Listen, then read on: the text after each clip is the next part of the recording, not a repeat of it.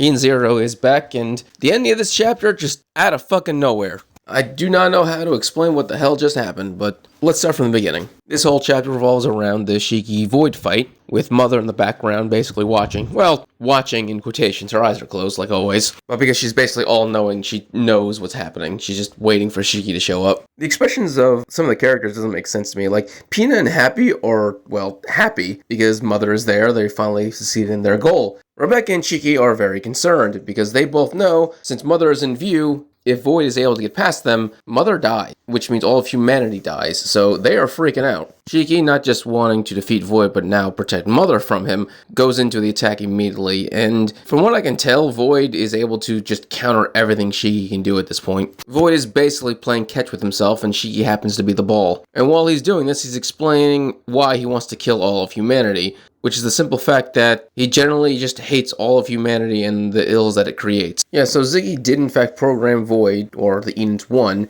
to love humanity and to take care of it. The only problem was that the AI became so self-aware that it rejected everything that Ziggy was. It legitimately hated its creator and its creator's ideals, and so it went in a complete opposite direction. The Eden Zero decided the thing that Ziggy valued most about humanity, its capacity to feel love, was the greatest sin that ever existed. Yes, Void, honestly God, believes that love is the source of all evil. Love for one's country, love for one's religion, love for one's people. All these things, in his opinion, is what leads to war. Which, for something that claims to be an advanced android that's beyond human comprehension, its understanding of human emotion and what love is so simplistic. Hell, his understanding of what war is so simplistic that it's kind of sad. Like, this is very much a child trying to be an adult. And I mean it when I say he is a child trying to sound like an adult, because she just points out something that's very obvious, which is the fact that, well, love allows people to care for one another. It is what allows you to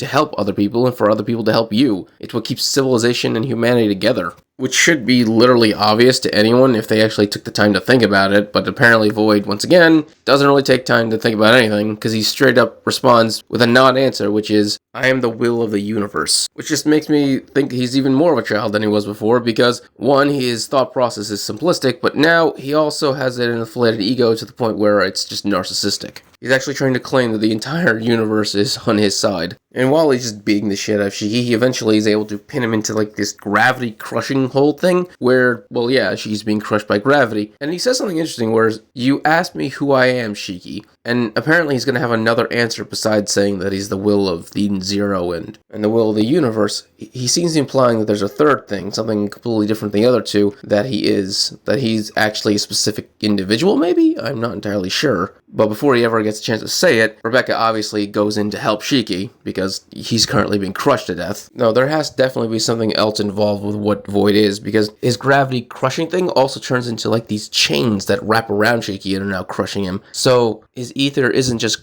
gravity, it's something else. So I'm assuming there's probably an actual person that Void was built around. He isn't just something that was constructed by the Edens 1 from scratch. There might be a basis for his existence. And there's a high possibility he's about to mention that before, they got cut off. Now, Shiki is able to escape the gravity chains by going into overdrive, and Rebecca is immediately halted by Void before she can get anywhere near him. Shiki, of course, rushes Void so he can save Rebecca, because she looks like she's about to be killed, along with Happy and Pina. It seems that Void lets them go when Shiki attacks, but then he decides he's just going to finish this off, and he creates what looks like an exploding star, like a star going supernova, in his hand. He basically fuses it with his fist and punches towards Shiki. The two of them collide, and at first, it might seem like the two of them cancel each other's attack out, but in reality, Shiki's entire body just shakes and rattles. Yeah, Void's fist is about to break through Shiki's fist, and it's gonna just kill him. Shiki is going to die at this moment. That's when a shooting star appears from the distance, rockets to them,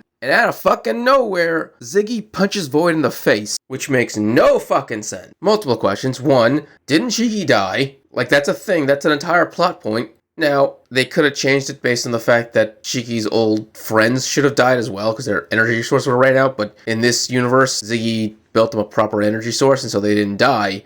But his corpse was still there. His rotting metallic self was still sitting on the stump that he was in all universes, so he should have died.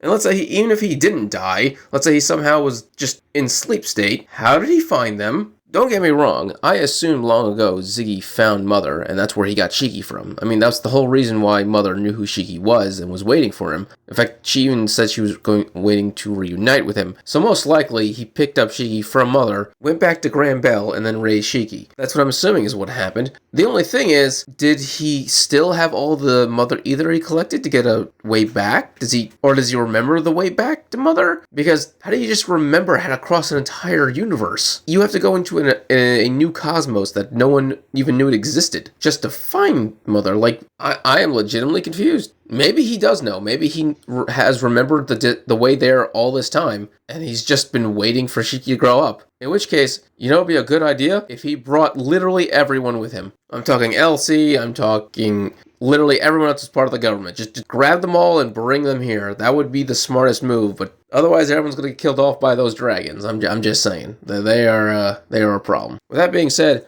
I did not see this coming. I legitimately thought Ziggy was just going to be dead in this universe. You know, that's just how it is. His body wasn't going to be taken over, thank God, but, you know, he was just dead, gone, that was it. But no, he's back, and he's ready to fight. With that being said, his decision to tell Shiki to go on ahead to Mother and he'll fight Void by himself is just stupid. Void was based off of Ziggy. His design was based off of Ziggy's. He's supposed to be a better version of Ziggy. He's basically just Ziggy 2.0. So there's a high possibility Ziggy's going to die, even though he just came back to life. And I have a hard time imagining that someone would come back to life just to die. So either she is going to fight alongside with him and ignore Ziggy, which would be the smart thing to do, or he really is just going to do as Ziggy said and go off to see Mother, which would, once again, be the terrible decision to make. Best decision, fight Void with Ziggy and beat him now. But hey, if you enjoyed this video, please subscribe, give it a thumbs up so you enjoy more Ian Zier and other anime things. Thank you and have a great day.